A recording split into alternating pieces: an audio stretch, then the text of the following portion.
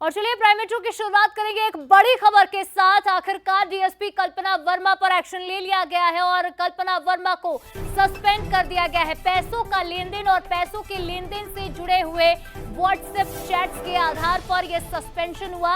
आपको बता दें कि ब्लैक मनी ली और पद का गलत इस्तेमाल किया, ऐसे गंभीर आरोप कल्पना वर्मा पर लग रहे थे। राजनीति भी खूब हुई, राजनीतिक दृष्टि से भी इस मुद्दे को खूब बुनाया गया, लेकिन आय से अधिक संपत्ति अर्जित करने वाली ये डीएसपी कल्पना वर्मा, जिसके कई सबूत मिले, उसे अब सस्पेंड कर दिया गया है। छत्तीसगढ़ सिविल सेवा नियम के तहत सस्पेंड किया गया है। कारोबारी दीपक वर्मा ने गंभीर आरोप लगाए थे।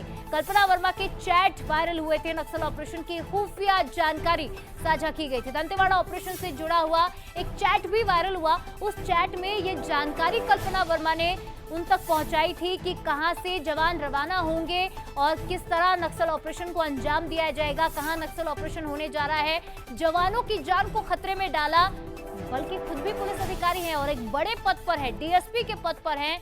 पद का गलत इस्तेमाल न सिर्फ किया, बल्कि पैसों के लालच में देशद्रोह जैसा काम किया। ब्लैक मनी भी ली और पद का गलत इस्तेमाल भी किया। ऐसे डीएसपी कल्पना वर्मा पर सियासत भी खूब हुई, लेकिन आखिरकार एक्शन लिया गया है और कल्पना वर्मा को सस्पेंड कर दिया गया। तो व्हाट्सएप चैट्स वायरल हुए, व्हाट्सएप चैट से हड़कंप मच गया, जिसके बाद ये जानकारी मिली कि नक्सलियों तक जानकारी पहुंचाई गई है, खुफिया जानकारी पहुंचाई गई है।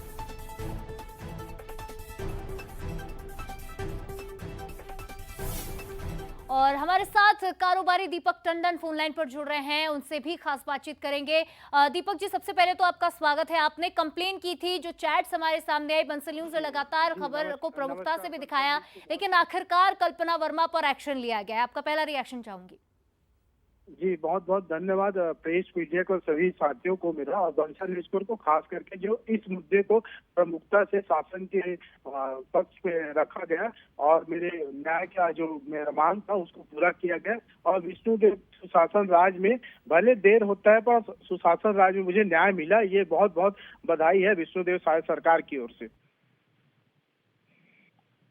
जी दीपक जी, जिस तरह की चैट्स वायरल हुई थी उसमें कई तरह के मामले सामने आए थे। ना सिर्फ पैसों के लेन देन का मामला था, बल्कि नक्सलियों से खुफिया जानकारी साझा करने का भी मामला था।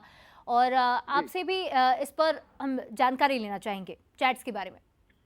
जी बिल्कुल, मुझे नक्सली मूवमेंट का जो व्हाट्सएप चैट पर्सनल शेयर किया गया था, वो बिल्कुल मैंने शासन के पक्ष में जो इंक्वायरी बैठा था उसमें अपना मांग को रखा कि इन्होंने ऐसा ऐसा शेयर किया था। प्लस मेरे साथ बहुत, मेरा गाड़ी आज भी रखा हुआ है और पैसे भी दे रखे, 31 लाख रुपए अकाउंट में दे रखे, वो सब अभी भी पेंडिंग है, वो अभी तक लौटाया नहीं गया मुझे।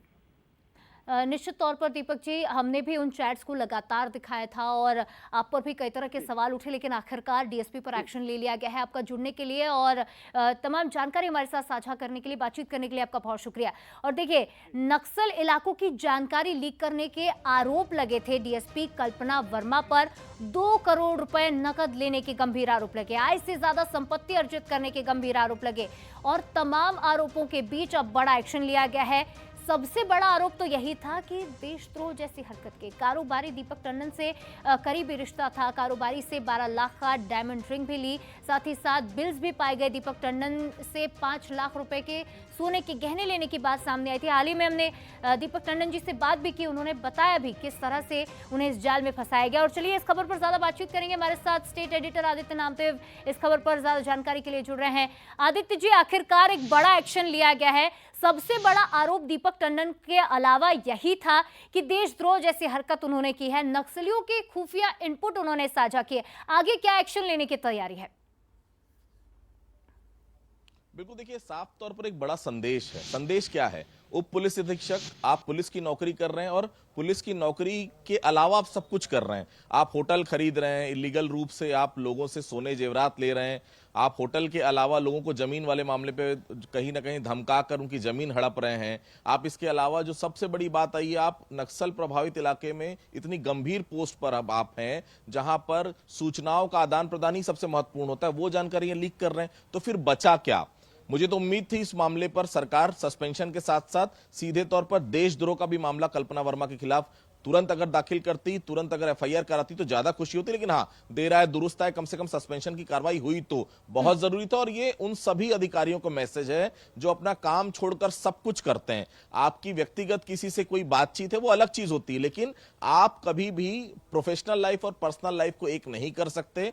आप केवल एक कारोबारी की इसलिए हेल्प लेते हैं ताकि आप इलीगल रूप से पैसे इकट्ठा कर सकें, इलीगल उसको जानकारी प्रोवाइड करा सकें। बेहद गंभीर विषय था, सरकार की बहुत किरकिरी हो रही थी और सरकार ने निश्चित तौर पर आज बड़ा कदम उठाते हुए डीएसपी कल्पना वर्मा को निलंबित कर दिया गया है। इस मामले पर निलंबन के साथ साथ मैं फिर कहूंगा शिवालिका, निलंबन के बाद अब जब इस मामले पर विस्तृत जांच शुरू होगी, उम्मीद यही की जानी चाहिए कि इस महिला के ऊपर सीधा सीधा देशद्रोह का मामला दर्ज हो, ताकि ऐसे लोगों पर, ऐसे अधिकारियों को सीधा सीधा सबक मिले कि आपका जो काम है वो देश प्रेम है, भारत के लिए आप काम करते हैं, छत्तीसगढ़ के लोगों के लिए आप काम करते हैं। ऐसे में अगर इस प्रकार के आप काम कर रहे हैं जो इलीगल एक्टिविटीज है और सीधे तौर पर देश के साथ धोखा है, ऐसे मामलों में देशद्रोह की कार्रवाई अगर होगी तो आने वाले समय में और भी बाकी अधिकारियों के लिए सीधे तौर पर सबक होगा। आदित्य जी, ये मामला राज्य की नहीं, ना सिर्फ देश की भी सुरक्षा को लेकर है। क्या अब ऐसे में नेशनल एजेंसी भी इसमें इन्वॉल्व हो सकती है, आगे कदम बढ़ा सकती है जांच के लिए?